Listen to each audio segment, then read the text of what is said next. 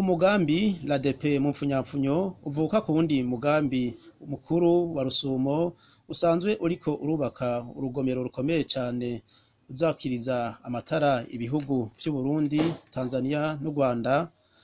Wararanguye imigambi itandukanye muri komine ya Giteranyi mu ntara ya Muyinga kugira iyo komine yisununure mu bijanye n'iterambere. Mu migambi yaranguwe twohera ku gikorwa co gukingira isi ndimwa no guca imikobeko no kuyiterako imbingo hamwe no gutera ibiti bibana n'indimo. Igikorwa caranguriwe ahitwa Masaka. Ahabura amatari w'intara ya Muyinga Jean Claude Barutwanayo inyuma yo kwishikira aharanguriwe uwo mugambi ari kumwe n'abaserukiye leta hamwe n'abaserukiye umugambi wo kubaka urugomero rwa Rusumo, akaba yavuze ko bizotuma isi igumana uburyohe kuko ngo nta nkukura izosubira kuvugwa. Ubwo bwatsi bwatewe ku mikobeko nabwo ko buzofasha kugaburira ibitungwa narirya ngo mu misi iza abarundi bagiye gukurikiza itegeko ryo kororera ibitungwa mu biraro. Yego biragira ico bihinduye kukubaho kw'abenegihugu kubwambere na mbere hoho ni kumenya neza yuko uburyohe bw'isi budasanzara mu bandanye bujanwa n'inkukura. Ico coco kirazwi na twese turakizi. Ico rero kizogira akamaro mu gukingira isi kugira ngo uburyohe bw'isi ntibutembanwe n'imivo. Ikindi ca kabiri nuko ubwambere na mbere hoho ngira mwabonye yuko kwirya mikobeko baciye bagiye bateraho ku bwatsi, bice bisigura neza yuko mu mugambi wa leta turimo turifuza kuzoshira imbere mu myaka iza yuko abantu bororera mu mazu, yuko nka bose duhimiriza dusaba yuko aharimo hacibwa imikobeko abantu bose batera ku bwatsi kugira ngo ibitungwa vyabo bizobishobore kuronka ubwatsi birya igihe batagiye kuziragira nkuko vyahora bisanzwe bimeze. Ni ukuvuga rero bizogira akamaro kaniniya kw'isi ndimwa, vyongere bigira akamaro abarimyi n'aborozi aho ivyo bikorwa vyakozwe hose. Buramatari wa Muyinga akamenyesha kandi ko iyo mikobeko yaciwe n'ivyo biti vyatewe bizofasha mu gukingira ibinyabuzima biri mu ruzi. Uwo mugambi ukaba watwaye amafaranga y'amarundi angana n'imiliyoni 380,485 n'amafaranga 380. Yego nivyo biratuma umwimbu wiyongera kuko abahinga baravuga neza yuko iyo uruzi rudakingiwe ugasanga imyanda yose inkukura byose bigenda byisuka mu ruzi, bica bituma hari ivyononekara, ugasanga nkumbure n'ibinyabuzima bisanzwe biri mu ruzi bitamererwa neza. None rero bizokinga uburyo butatu, ni ukuvuga hazoba gukingira isi ndimwa kugira ngo uburyohe bw'isi ntibugende butembere mu mazi, habeho kuronka ubwatsi kugira ngo ibitungwa bishobore kuronka ibyo bifumbi bibirya, na cane cane aho turi mu aya ntumbero ya leta yuko mu myaka izosanga abantu bose bategerezwa kukororera mu iwabo. Icya gatatu bikingire n'uruzi, hambavu y'uruzi no kuvuga ibinyabuzima biri mu ruzi kugira ngo imyanda ibintu byose ntibigende bitembera mu ruzi, bice bituma ibinyabuzima biri mu ruzi, ifi n'ibindi bikoko bimererwa nabi. Urugendo rukurikira bakaba barugiriye ahubatswe ishure ry'imyuga muri zone Ruzo. Inyubakwa yubatswe ku mafaranga y'amarundi angana n'imiliyoni 423,231 n'amafaranga 317. Buramatari Barutwanayo akaba yamenyesheje ko iryo shure rizotuma urwaruka ruhamenyera imyuga itandukanye, hama bakore biteza imbere, baronke ico bafungura n'amafaranga bashira mu mufuko, nk'uko ngariyo ntumbero leta mvyeyi leta nkozi yihaye. Bambiro iyo mashuri y'imyuga biri mu politike ya leta yuko tugwiza amashuri y'imyuga kugira ngo urwaruka rwacu haba utashoboye kumara amashure rwaraniwe no kubandanya amashure bashobore kwiga umwuga hama bitunge. Ni kuvuga ku vy'ukuri kubaka ishure ry'umwuga biri mu migambi yihutirwa ya leta. None rero bizogira akamaro kuko ngaha mu Ruzo mbere mu Giteranyi mbere n'abandi nkumbura babaye mu zindi ntara bashobora kuca barunka abana babo bakaza kwiga harya bakiga imyuga bakiteza imbere kugira ngo bagire baronke ico bashobora gushira ku munwa n'ico bashira mu mufuko nk'uko tuba turabibwira n'icyubahiro muri politiki ya leta mvyeyi leta nkozi umufuko wose uronke icyo ushira umuntu wese aho ashira mufuko no muwa wose uronke icyo ushobora gufungura ivyo bizoshoboka mu gihe ugwaruka rwacu rutagufasha amarango yerere ruje mu bintazi ruje no mu bidagira vura ayo mpamvu rero dutegereza kubaka amashuri y'imyuga myinshi menshi biga umwuga baronke ico bakora baronke ikizo batunga.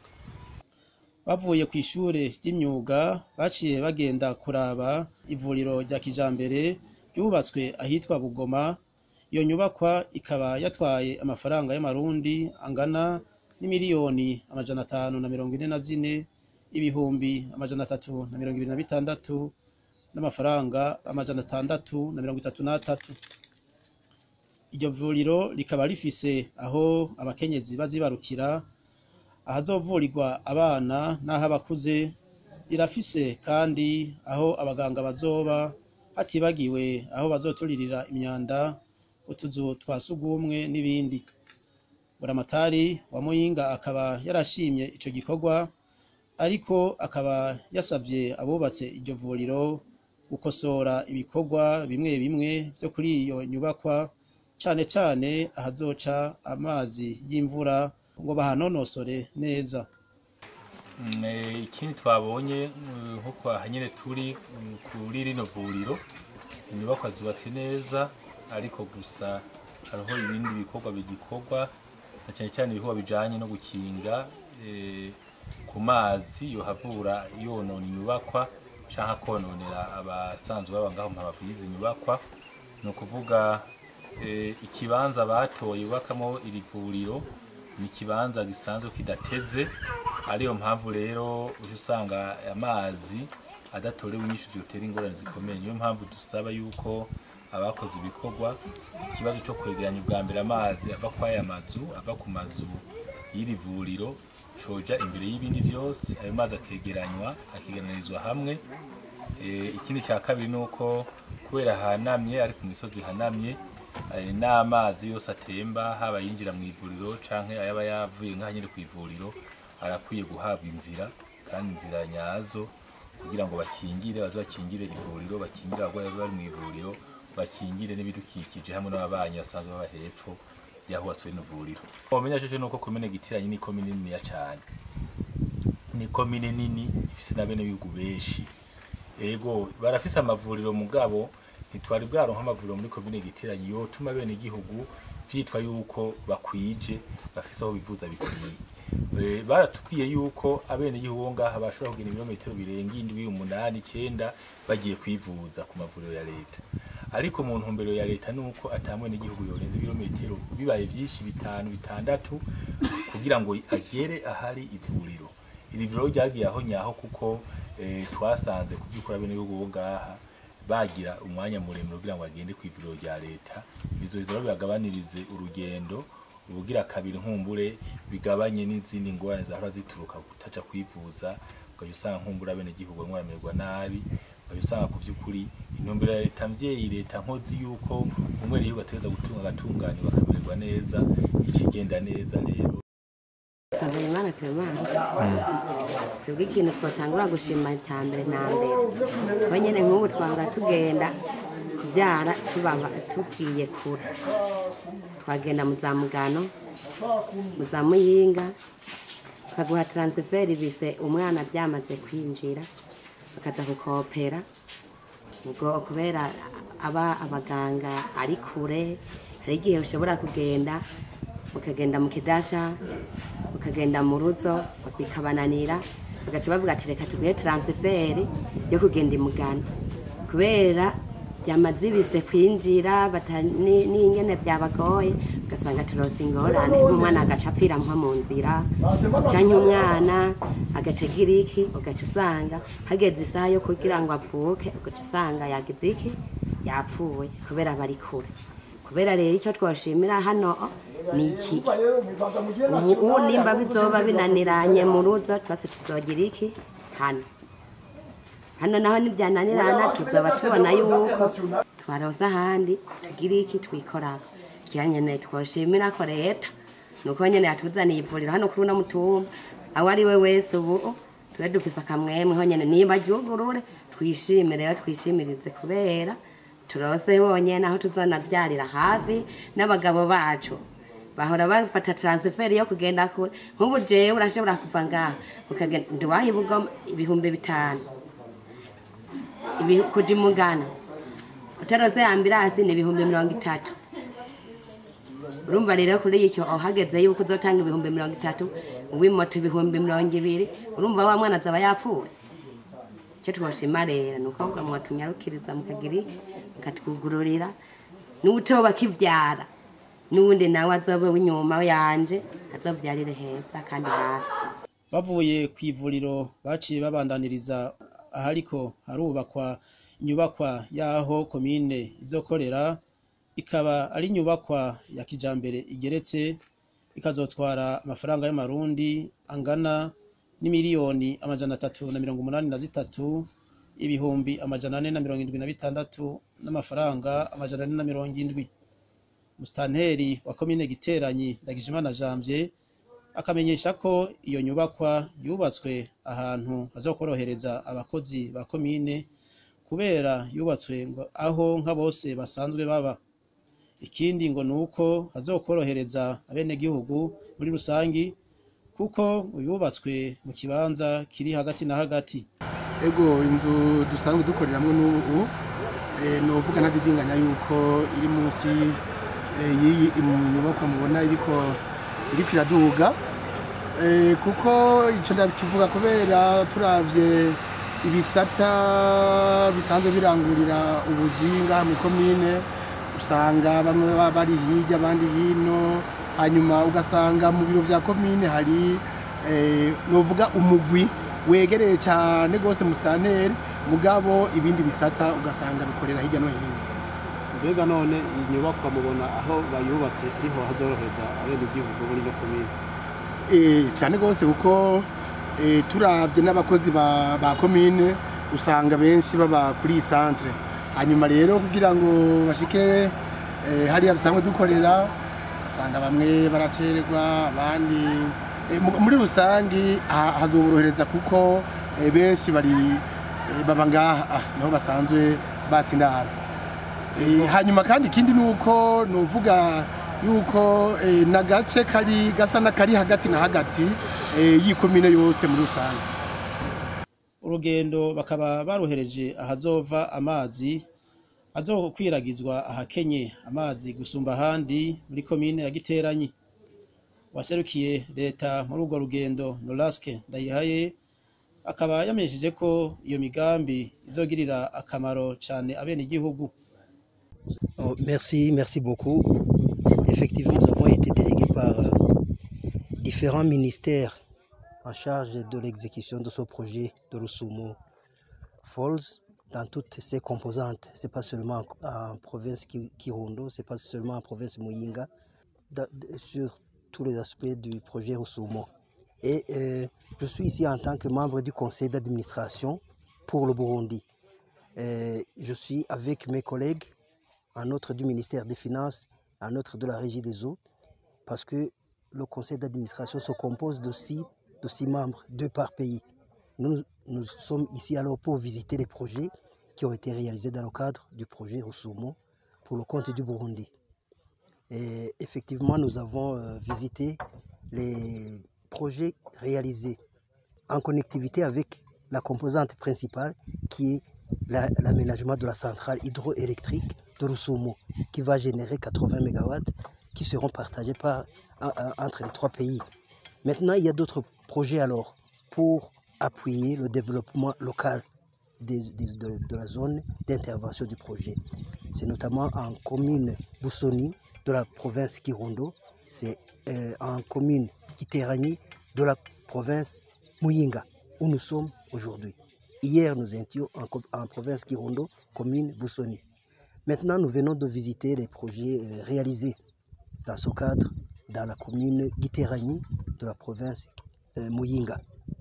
Et nous avons visité d'abord le projet de protection du sol contre l'érosion et les éboulements dans la zone de Ruzo. Et nous avons constaté qu'il y a eu des courbes de niveau qui ont été aménagés. Il y a eu la plantation d'arbres appropriés pour ce genre de travail et la population locale a beaucoup apprécié et nous avons apprécié également ce travail qui a été entièrement réalisé. Mais il y a encore une petite somme qui reste qui va servir pour compléter ces travaux.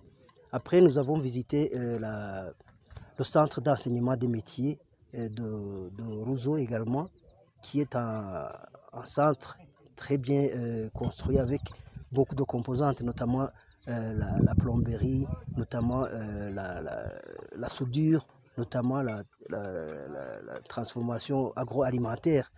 Et il n'est pas encore ouvert ses portes, mais nous pensons que très bientôt il va le faire. Et c'est un centre très bénéfique pour la population et surtout pour les jeunes qui n'auront pas la chance de continuer après l'école fondamentale, mais également d'autres qui préféreront faire les métiers. C'est un centre qui sera très utile. Et après, nous avons visité le centre de santé de Bougoma, qu'on appelle parfois le centre de santé Roseau. Et c'est un centre qui est également prêt à ouvrir ses portes parce que toutes les infrastructures sont déjà en place. Il reste seulement quelques travaux connexes, notamment la gestion des eaux de pluie et les eaux de ruissellement qui pourraient endommager la parcelle et certains bâtiments. C'est pour cela que nous avons recommandé à l'entreprise et à la coordination du projet de faire de leur mieux pour gérer ce petit problème et permettre l'ouverture définitive de ce centre de santé. Il y a également la construction d'un bureau communal vraiment très moderne au niveau de la commune de Guiterani. Ça, c'était prévu et les travaux sont déjà à plus ou moins 80%. Donc c'est aussi un acquis pour la commune de Guiterani, pour la province Moyinga, et nous sommes satisfaits de l'état d'avancement. Et la même chose sera faite au niveau de Boussoni plus tard dans la phase 2. Et maintenant, là où nous sommes venus pour constater ce qui est en train de se réaliser au niveau de la desserte en eau potable, ce qui est une composante aussi très importante pour la population locale. Et nous avons appris qu'il y a 3 sources qui seront aménagées et il y aura un système de pompage d'abord pour amener l'eau à un niveau où il peut être acheminé par système gravitaire. Et là où nous sommes, nous avons ce qu'on appelle une bâche, c'est-à-dire un réservoir qui va contenir plus ou moins 250 mètres cubes et qui va desservir à gauche et à droite. Et nous sommes très contents de la situation que nous avons constatée sur terrain. Globalement, nous avons échangé avec la population également et l'administration locale et ils sont très contents. Ils apprécient beaucoup ce don qui est très bénéfique pour le pays. C'est pour cette raison que nous recommandons à tout un chacun, la population locale, l'administration locale et les bénéficiaires directs, les patients, les malades pour le centre de santé, ceux qui vont bénéficier de la formation au centre d'enseignement des métiers, mais également la population qui a pu voir leur terrain aménagé avec les courbes de niveau qui ont pu arrêter l'érosion qui était là. Donc nous interpellons toutes ces personnes-là, tous ces bénéficiaires à bien gérer un bon père de famille, ces acquis qui sont très bénéfiques pour le pays et pour tout un chacun. Je vous remercie.